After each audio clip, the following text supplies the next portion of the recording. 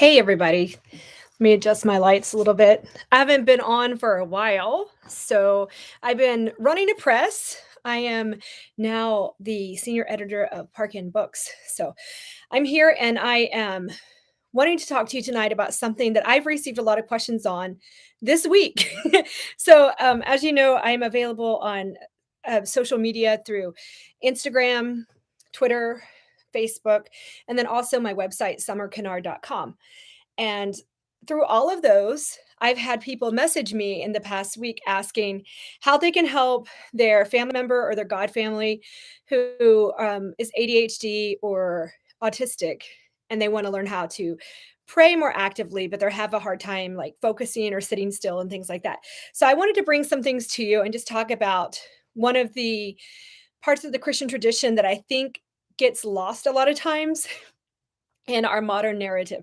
So if you go and look up prayer on, let's say you want to do an image search for prayer on Google or on one of these stock image things, you're going to get a bunch of people sitting in a field, right? They're all by themselves in their sunlight, and it's very, very quiet and still. Right. So that's something that you might and that might color your impression about how to pray. One thing to say right off the bat, you can see by the holy icons behind me, I'm an Orthodox Christian. We pray with our eyes open, so that's a different thing altogether. But also, there's a long Christian tradition that a lot of people have forgotten about moving whenever you pray. So I've taken this and I talk in some of my webinars. So if you go to my website, you'll see pinned to the top a couple of webinars where I talk about action prayers. I talk about this and to adapt this old tradition to modern times. And today I want to talk with you about some of those things, but give you a little bit of background as well. So first of all, I want to tell you once again, I am the author of Such is the Kingdom, A Practical Theology of Disability. And that came out in 2019, right before the pandemic. And I am an autistic Christian. I am officially diagnosed autistic. And I also have a theology background. I have a BA in religion, an MDiv, and a THM in early church history and theology. So I'm coming to you tonight just because I'm in the middle of writing a new book called Our Autistic Home, and it's coming out next month. So I don't have time to write long blog posts and things, but I did have time to pop on here tonight. I wanted to talk to y'all. First of all, I want to talk about this idea of be still and know that I am God. So that's a really wonderful phrase from the psalm that I think should definitely color the way that we approach God, in the sense that there is a sort of stillness that comes to in a sense of peace and quiet that can come to you whenever you're praying. However, you do not have to have quiet externally and stillness externally in order to pray. And of course, that's something. There are several traditions that go through the. Wow, that is an intense noise. Sorry, my fam. They didn't. I forgot to turn that off. I forgot to turn off my notifications from the kids. Okay, there we go. Um, the Sorry. Being autistic, I'm also very distracted by noises, so I have no idea what I was saying. So let me go back and remember. Right. Okay, there's a tradition of stillness whenever you're praying, which is a good tradition. But there's also a very old tradition of pilgrimage. And there's an old tradition of cloisters. So if you look at the way that, particularly in the West, there were cloisters for once monasticism became Cenobitic, there will be a monastery built around an interior square with a path going around it. And it wasn't just like, okay, go out and get your daily exercise, because there was lots of work to do. It was that you would go and you would walk while you prayed. And so we have things now. We have prayer ropes that you can do while you're praying or while you're being still, either one. And but the whole idea of walking while you pray is one that I think we often neglect. So if you want your child to be part of your family prayers and they can't be still, take them on the road. Let them move around a little bit. And you could do that either by physically moving, by putting like a prayer walk in your yard or a prayer garden in your yard, or you can do it by doing things that you can do with your hands in one space. So, one of the things I like to say about accessibility is, number one, accessibility in the church is a solvable problem. It's not something inherent in our theology that people are excluded. It's actually the opposite. Christian theology is incredibly inclusive at its heart. But we have to learn how to put it into practice. So that's the solvable problem. And that's why I write practical theology, because you can put these beautiful practices, these beautiful thoughts, and beautiful principles into practice. Um, so, the second thing you need to know about accessibility is that accessibility is best practices for all learners. It's not something that's just for people who are disabled. It's not a special need. It's just the best practices to include everybody. So, saying that, I will also point out that we do not have the same structures in our society available to us now that people did centuries ago. That we don't have cloisters usually. Most of our houses are not even built around a central courtyard like ancient houses or villages were. Um, because of that, we don't have that sense of walking and praying so much. But that's something you can do.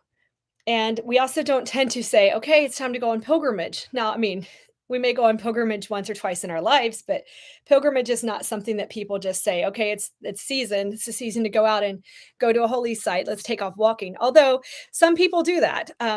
I'm friends with a priest monk on Facebook who is on pilgrimage right now. He's walking 440 miles. So it's still something that people do. I wanted to bring up pilgrimage and I wanted to bring up cloister walks because I want you to have that framework in mind that movement and prayer have always gone together.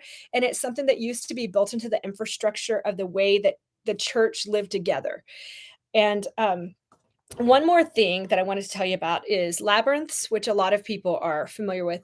The prayer labyrinth, it has only one entrance and one exit. You go to the center and then you come back out. It's not a maze. It has you can't get lost in it, but you do go around and you will have to find your way through it in the sense of praying your way to the center. So there's several of these things. Now I've mentioned those because I want to show you some ways to bring those into your home and to bring action prayers, something that will anchor your senses and help you to stay focused if you have the need to bolster your attention, which most people do. It's not even it is something that is specific to those of us who are autistic and have ADHD. We do need to move and we do need to touch things whenever we are talking or thinking most of the time. We have to do something in order to really experience it. But it's not just us. Everybody's memories are shaped better when they're moving through a space or when they're interacting with something physically, or if they're focused in their attention somehow on something physical or something they can do. So I want to show you a few things that you can do to add to your prayers in your household that can help your family. And if you do this in your if you want to add to your Sunday school class, I have some specific ideas. If you pop over to my website summerkennard.com, just have a look at that and it will show you how I put this into practice in my Sunday school class, which is St. Hilda's class at St. Paul Antiochian Orthodox Church in Katy.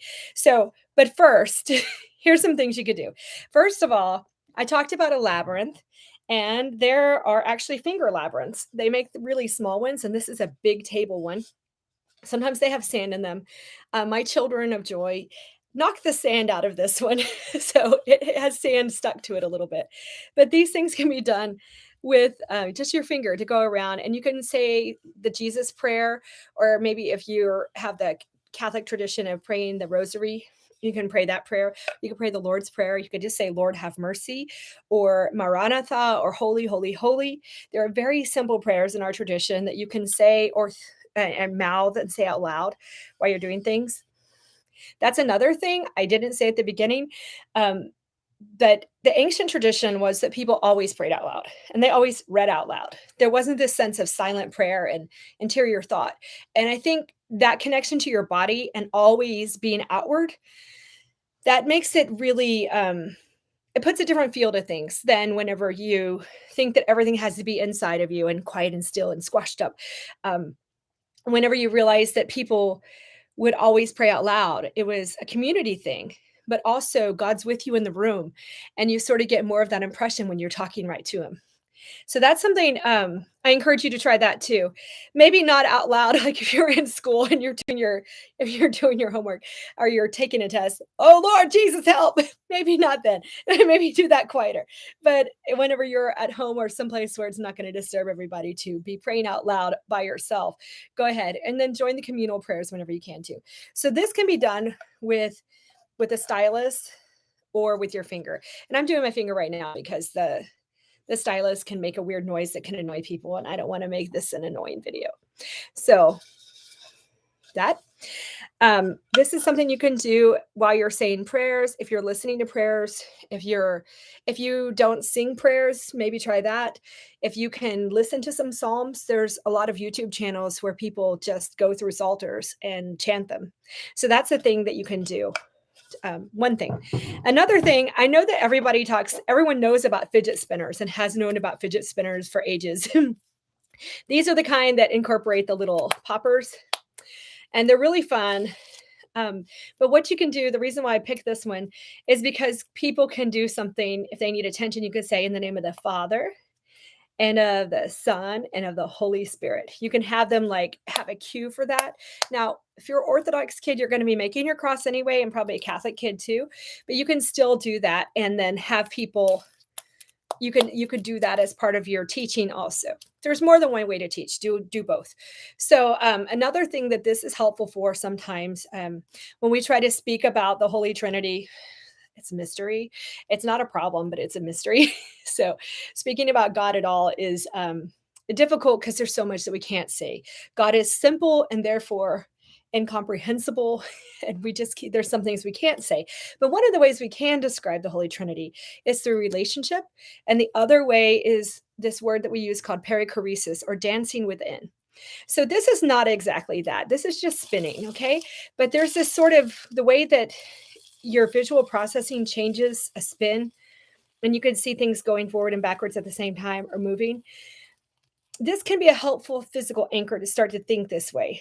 If you've ever been in a Greek dance or in just any kind of Middle Eastern dance, really, where everyone's going in a circle around a room, you can have a better picture of this idea of the experience of dancing with someone. So when we try to talk about the Holy Trinity and relationship, we actually have to talk about dancing with God and the dancing within God. And it's this beautiful idea, but it's not an explanation. I now have just realized I have sand on myself. Excuse me.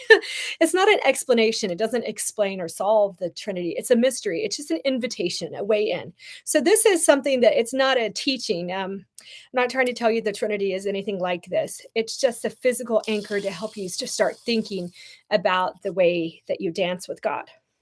So, yes. Another thing I want you to think about, and think I've said this before on another video, but I'm not sure which one, is you can get these stretchy strings. They're silicone strings. Sometimes there's several brands, but they're basically silicone stretchy sensory strings, something like that. These are really cool because you can tie them in knots and then you can untie them. And one of the things we have at our house during Lent is we bring out an icon of the Theotokos that has that's Mary, the Mother of God.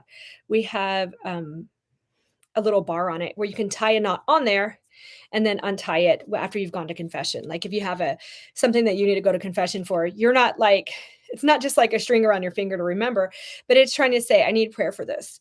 So that's one thing to do, is to have this idea of something that you want to remember to go and confess. That's one way to do it.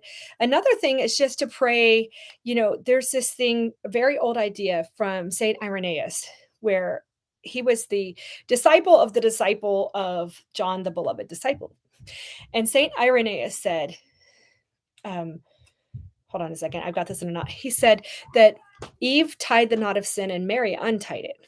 And so this idea of having the knot of sin untied through obedience and through love and through working together with God, that is something that you can do as you're praying, to ask God to untie the knots in you and to guide you. So you can like make this into a meditative thing and talk about it.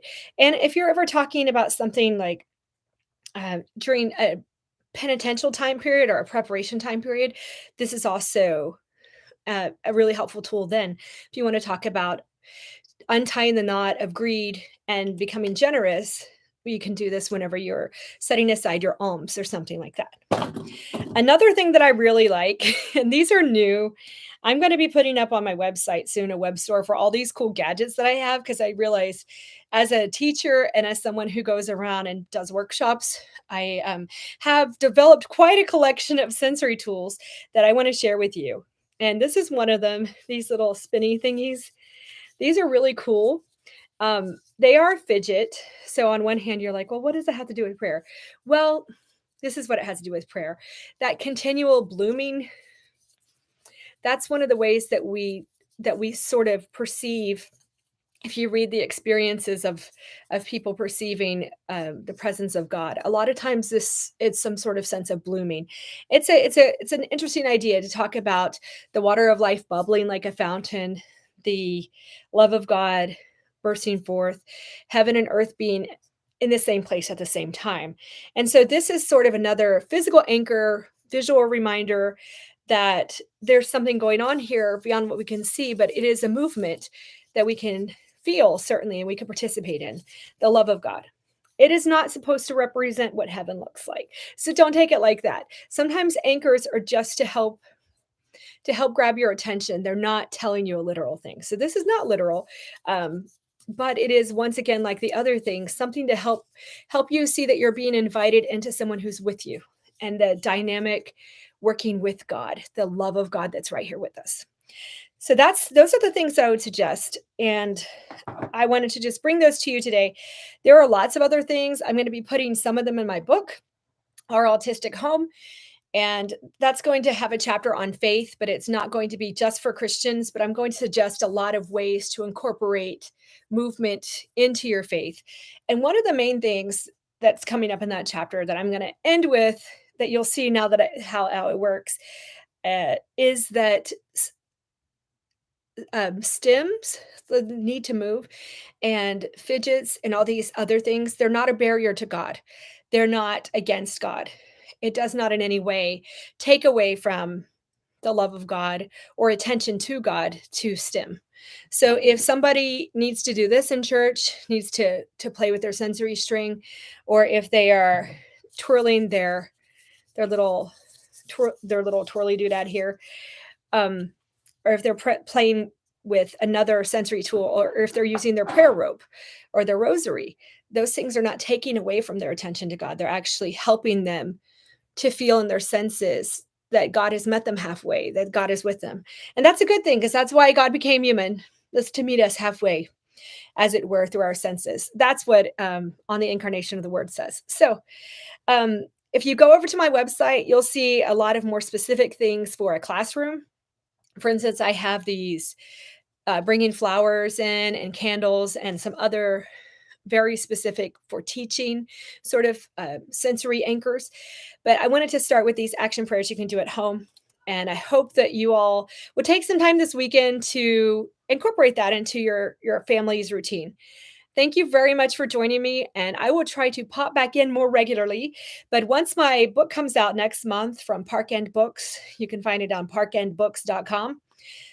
Then you will be able to see me a lot more because I'll be popping on to explain some things and doing more in the series of ABCs of autism. So, or ABCs of our autistic home. So I am grateful for your time and thanks for joining me. Don't forget to subscribe if you're here. Because I will be pulling up doing more live videos. I just don't have a lot of bandwidth in my family of 7 autistic people, some of whom need intervention still because they're children and they need some more support. I don't have a lot of time to go through and edit things. So live streams are probably where I'm going to be going. And I would love to have you all catch me here so I can have conversation with you. All right. And we'll check the comments later. So go ahead and comment if you want to. Thanks. Bye-bye.